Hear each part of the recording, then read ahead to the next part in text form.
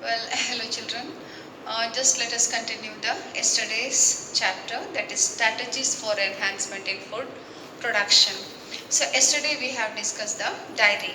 Today we will go through the poultry management, that is poultry farm management. What do you mean by poultry? Poultry, it refers to the rearing of domesticated fowls like chicken, duck, turkey, geese, especially for egg and the meat, which are used as food. What do you mean by poultry by definition? It is the rearing of domesticated fowls. Domesticated fowls, or you can write birds. And commonly what kind of birds are reared in the poultry? Chicken, turkey, geese and the ducks. For what they are reared? They are reared for the meat and the egg which are consumed as food. That is the poultry. So what important measures we have to take for the poultry farming, as we have read in the diary. So the very important thing what the poultry farm owner must keep in mind is the selection of a good breed. Selection of a disease resistant and good breed we have to select. Always we have to prefer the disease resistant varieties, so that the small microbes like fungi, algae, bacteria, they should not affect the poultry animals. Such breeds we have to select, and they must be good breed in the sense they must give good number of eggs and large amount of meat. Such breeds we have to select for the poultry farming. And proper cleaning and regular disinfection of brooder's house is very important. The brood farm must be cleaned properly. And regularly it must be disinfected. Disinfection is must to control the diseases. Fine. So that is about the second point. And the third, safe farm conditions like proper feed and water. We have to feed the animal with a clean food and the water. The container which we are using for watering the fowls must be clean. Fine. And we have to give a clean and dry grains for the poultry animals. And one must avoid overcrowding and unhygienic condition. See, overcrowding must be avoided because many of the diseases are because of the overcrowding. And in the unhygienic condition, mainly we have to avoid the dampness. The moisture should not be there in the farm because it will lead to the many infections to the poultry birds. That one must take care. And it must be rat and snake proof. Rat, it spreads many of the diseases. And snake, it eats the egg as well as the chickens. Fine. So that is why the poultry farm must be rat and snake proof. The floor of the poultry farm must be slanting, and it must be covered with the sawdust or paddy husk.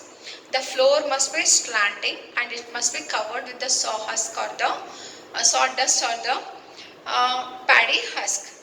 So this husk will avoid the dampness because the excreta of the poultry animals will get dried. When it will fall, it will get mixed with the husk and can be easily removed. It will avoid the dampness. And apart from that, the floor must be slanting so that when it lays the egg, it will roll and come to the border so that the collection will become very easy. So these are some of the measures which we have to take in poultry farming. What do you mean by poultry? It is the rearing of domesticated fowls or birds like chicken, turkey, geese and the ducks. For what do we rear? For egg and the meat which are used as a food. Some important measures what we have to take for maintaining the poultry farm, or you can say management of poultry farm. So selection of disease resistant and good breed. You have to select a good breed, and proper cleaning and regular disinfection of the brood house and safe farm conditions, and we have to give the clean food and water, and overcrowding and the dampness we have to avoid the diseases, and it must be rat and snake proof. The floor must be covered with the sawdust or paddy husk, and floor must be slanting to collect the egg. See, apart from this, the poultry farm must be well ventilated. Usually it is constructed east-west direction because the sunlight, it must receive a good amount of sunlight, and even during night the light is kept. It must be light must be kept in the poultry farm because the photo period, if it is longer, like 14 to 18 hours, if such a long time if we provide light, then the growth and the egg laying capacity of the fowls will be good. Fine, that we have to take care, and ventilation must be proper, and the space, of course, we have to provide a good space for the chicken. So that is about the poultry farm. In the poultry there are two types, as we have read in the dairy. So in the poultry there are two types, like indigenous and the exotic. Fine. Indigenous is also called as desi. Now based on the origin, based on origin, based on origin. So two types of poultries are there. One is the indigenous, or you can write desi breed, desi breed. You already know what do you mean by desi breed. These are the fowls which by birth belong to our country. They took birth here only, they got adjusted to our environment, and they are well adjusted, or you can say adapted to our environmental condition. Such fowls are called as indigenous or desi breed. So here we can give some of the examples which are very common in our place. That is asil, canred, gagus, basra or busra you can pronounce, chittagong, kadaknath, etc. So these are the desi breeds which are found commonly in our country. Asil, it is commonly found in Karnataka. All over India it is found, but it mainly found in large number in Karnataka. This asil is used for cockfighting. Fine. And Kadaknath, it is also called as Kalamasi because its flesh is black in color, and it is considered as delicacy of the dining table because the flesh or the meat of this Kadaknath is very tasty, it seems. That is why it is called delicacy of the dining table. So this is about the indigenous or the desi breed. Now let me go to the exotic. Exotic, or you can write as a foreign breed. Exotic breeds are those breeds which do not belong to our native place. They are originated in outside country. They are originated outside in foreign countries, and because of their good qualities, they are imported to our country, and they are made to adjust to our environmental conditions. Such breeds, such fowls are called as exotic or the foreign breeds. So here we will get like white leghorn, we can have Cornish you can have, and Plymouth can have. So some of the examples I wrote: white leghorn, Cornish, Plymouth, red. Okay, so these are some of the exotic breeds which we can cite as an example. Now you know what is the difference between the indigenous and the exotic breed. What do you mean by indigenous breed? Desi breed. Desi, you know the meaning. That is, by birth they belong to our country, and foreign breeds, They are imported for their good qualities. That is about the exotic breed. Now based on the utility, based on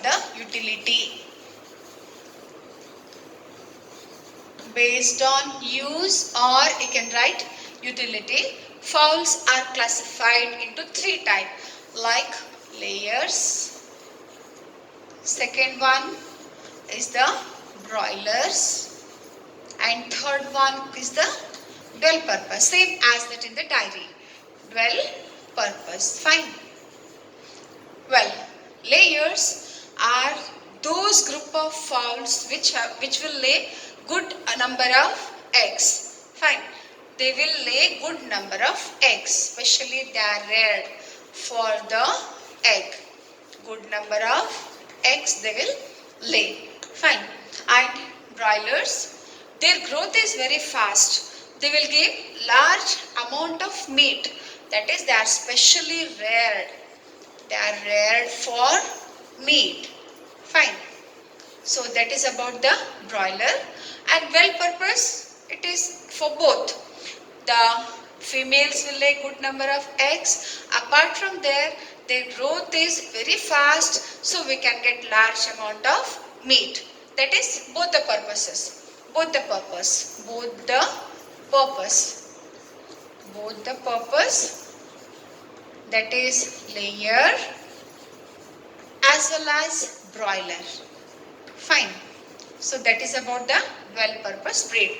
So based on the utility, based on the use, the fowls are classified into three types. That is layers, broilers and the well purpose breed.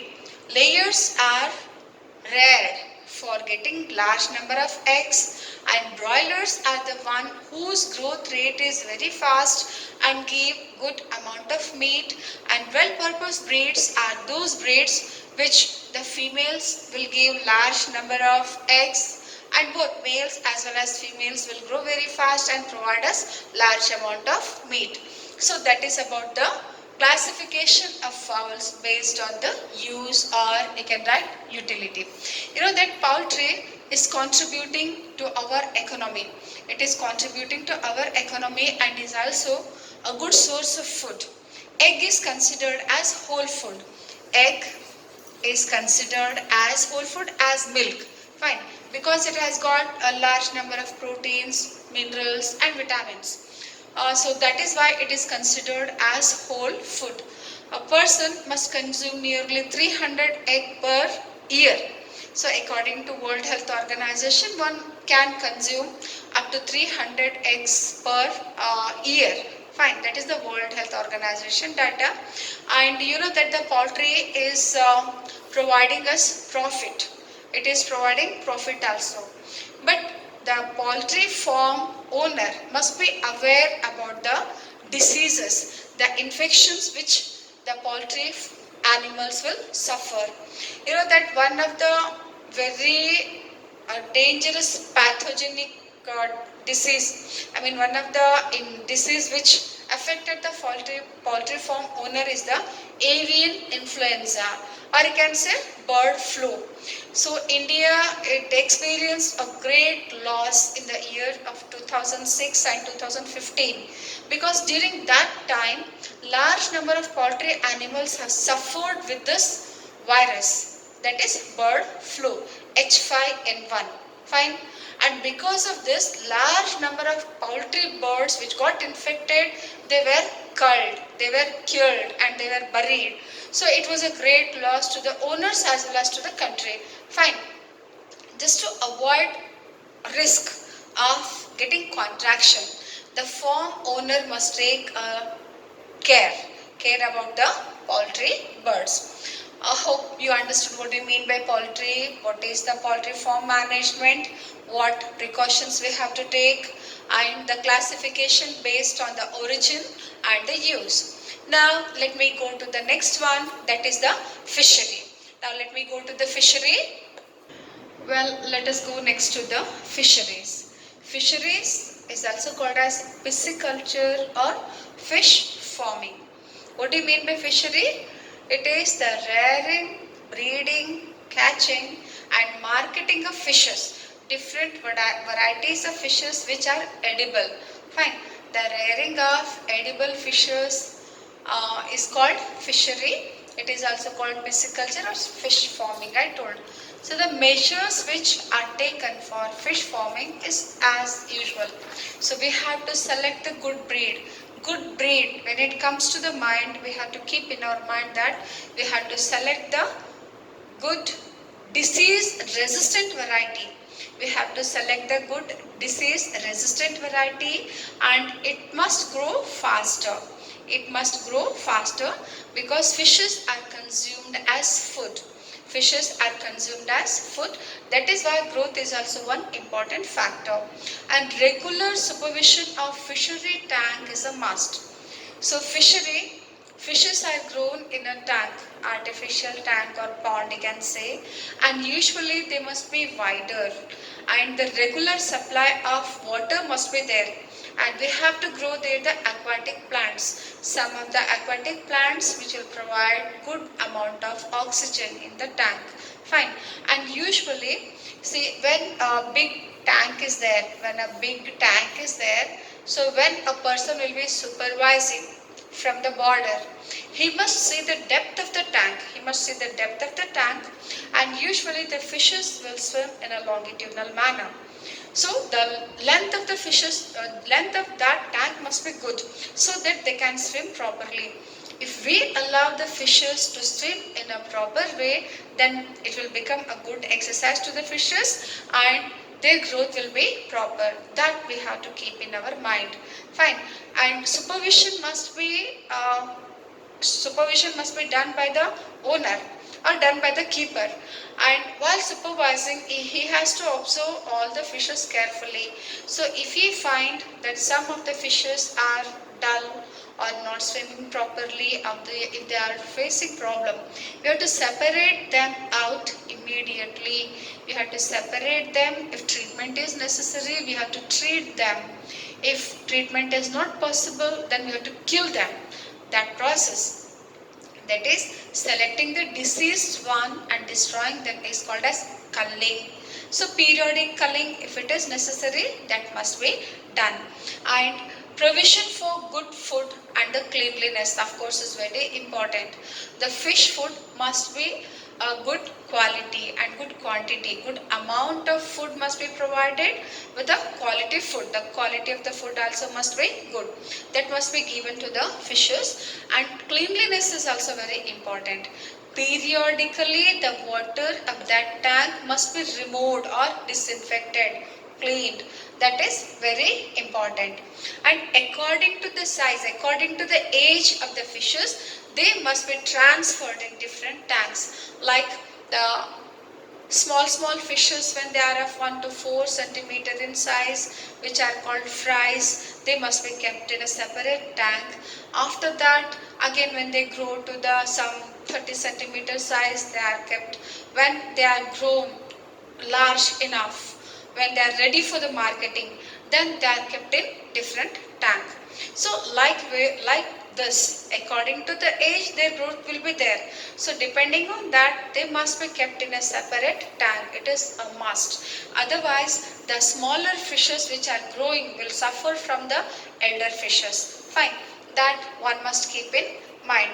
So this is about the measures which we have to take during the pisciculture, and we have to select the good place for the pisciculture where the water supply should not become a problem. Water supply is a must. Fine. That should not become a problem. And usually pisciculture is done in the field where the crops can't be grown. Usually we will say muddy. Nowadays other technologies are there for the improvement of the soil. But then also in the field where the crops can't be grown, in such fields we can go for the pisciculture. Fine. And it has an important place in our economy, especially in Indian economy, because south side we have got the coastal areas, and this fishery is providing income and employment to the millions of Indian people. It will provide employment as well as income to the millions of people, especially in the coastal areas. It is in some areas, it is the only source for their family, for their livelihood. Such an important place it is playing in our economy. Fine. Now, many Indians are practicing the traditional method of capturing the fishes. Along with the traditional method, if we use the advanced technologies, the yield will be good. Fine. And now, you know that the food production, the fisheries, the number of fishes, the fish increase in fisheries and the fish production is called the blue revolution. It is called the blue revolution, as we have studied the white revolution in the diary. Now, depending upon where the fishes are reared, the quality of the water, depending upon that, the fishes are classified into, fisheries classified into two types, that is inland fishery and marine fishery. Inland fishery is also called as freshwater fishery. Inland fishery is also called as freshwater fishery. In the freshwater, some of the common edible fishes which are reared in our side are the katla, rohu and common carp. These are the fishes which are reared in the freshwater. And marine fishery, that is saltwater fishery. In the marine fishery, some of the fishes which are reared are the sardine, mackerel, hilsa and pomfrets. So these are the fishes which are reared in the marine water. Compared to the fresh water, marine water fishes are very good for health because they contain large number of minerals. Fine. And fishes are preferred as a food by many people because it is not having, the fishes are not having much fat. They are rich in protein and the mineral, and especially the seafood, it is preferred for the good health because of rich content of the mineral. And apart from that, they contain the important minerals, iodine also. Fine. And fish, every part of the fish is consumable. Every part of the fish can be used as a food, like the head, its fin. Fine. And even the skin of the fish is used for the decorative purpose, ornamental purpose, for making the purses, show things. Fine. We can say show materials, etc. Now, in the inland fishery, here the fresh water, in the fresh water the fishes are rare. So inland fishery can be performed in two ways: capture fishery and culture fishery. So inland fishery is further classified into two types. How we are going to have the fishes, like culture fishery, culture and capture fishery. Fine. So in the culture fishery, the owner, the fisherman will sow the seed, he will take care of the babies, and then when they are grown to the proper size, then it is taken for the marketing. That is called the culture fishery. In the culture fishery, what the fisherman will do, he will take care of everything right from the egg stage. He will take care of the fishes. Fine. That is called the culture fishery. He will culture the fishes and then take the profit. He will take care of the fishes. What is capture fishery? In the capture fishery, the fisherman will be having license from the government. He will not take care of the fishes. Directly, he will go to the place when, depending upon the season. Fine. He will go to the place, capture, then market it and have the profit. That is called the capture fishery. In the capture fishery, the fisherman is not going to take care of the fishes. Directly, he will take the grown fishes and market it and then get the profit. That is about the capture fishery. And in the marine fishery, the marine fisheries are also classified into two types based on how we are going to get the fishes. Like here, coastal fisheries there. Coastal fishery and deep sea fishery. Deep sea fishery. Coastal fishery is also called as offshore. Offshore fishery. So here the fisherman will collect the fishes from the coastal areas. The fisherman will collect the fishes from the coastal areas and then he will go for the marketing for having the profit. It is also called as offshore, fine. And let me write only coastal fishery, fine. And deep sea fishery is offshore fishery. So deep sea fishery, the fisherman will enter into the sea. He will leave the shore and then collect the fishes. That is called the deep sea fishery. So this is about the fisheries. Apart from this, I told you what do you mean by fishery. Till now we have discussed only the fisheries. Fine. So apart from this, from the water we can have one more profit. In the water we can read the aquatic plants and the animals. So fishery and aquaculture, both are different. A slight difference is there. So now let me go to the aquaculture. Aquaculture. Here aquaculture, it refers to the rearing of aquatic plants and animals for the human benefit. What do you mean by aquaculture? Rearing of aquatic animals and the plants. Animals and plants is called as aquaculture. So in the water, fishes are not the only organisms which are profitable to the human beings, edible, right? But other organisms which will grow in the water can also be used as a food. They also provide us economic benefit. Like we have got the crab. For example, we have got crab, prawn, etc. Let me write. These are even the mollusca, bivalve. Molluscans. Fine. So in the aquaculture, we can rear these animals for economic profit. And apart from that, some of the food which will yield, which are having the food value, they are also grown in the water media. So such a culture is called as aquaculture.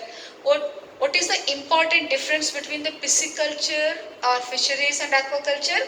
In the aquaculture, all the aquatic animals are reared, which are benefit to the human beings. Fine. And in the fishery, only fishes are reared. Only fishes are reared. So that is about the fishery. Now, then let me go to the next, apiculture, which is also one of the important branch in the animal husbandry. Now let me go to the apiculture. Now let me go to the another aspect of animal husbandry, that is apiculture, or you can write beekeeping. Apiculture or beekeeping. So apiculture, it is a branch of biology which deals with the rearing of honeybees for honey and the bee wax. Fine. So it is a branch of biology where honeybees are reared. For what honeybees are reared? They are reared for the honey. You know, honey, it is liquid which is used in the medicine, ancient medicine practices like Ayurveda, and it is the natural food which never gets spoiled for many years, and it has got its own importance. It is used for many purposes by the human beings. Fine. So that is about the honey. It is age-old cottage industry of the farmers. It is cottage industry. It is reared in a small scale with a less investment. Fine. And less problem. Low investment and it is having less problems and more profit is there. So that is the apiculture. Fine. And for the maintenance of apiculture, for keeping the bees, some minimum knowledge we must have, like the knowledge of the type, nature and habits of the bee.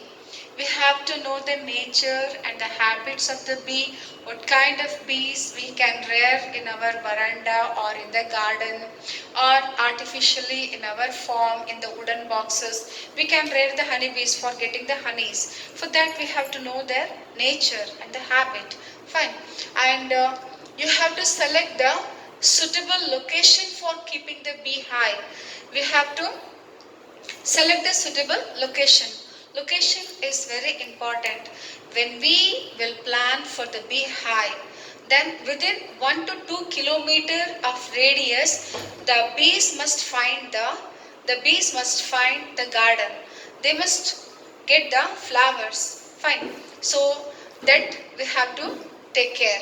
So we have to select the good spot for the bee hive. And you know that bees are the good pollinators. Bees are the good pollinators which will increase the yield of the field. So if we will rear them near the garden, near the orchards, near the fruit garden, the yield of those gardens also will be very nice. Fine. So next is the management of bee hive during different season is also very important. You know that during the flowering season the bees will get the nectar because the flowers will bloom, then their growth is proper. When their growth is proper, automatically we will get a good amount of honey. Fine.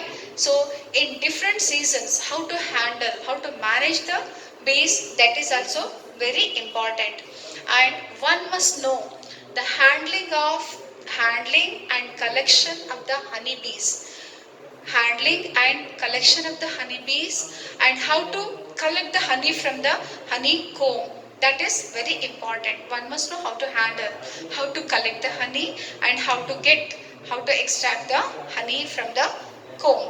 Now some of the common honeybees which are reared in India are Apis dorsata, Apis indica and Apis florae.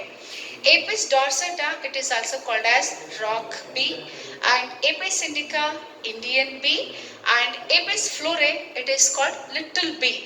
So these are the common bees which we find in our area.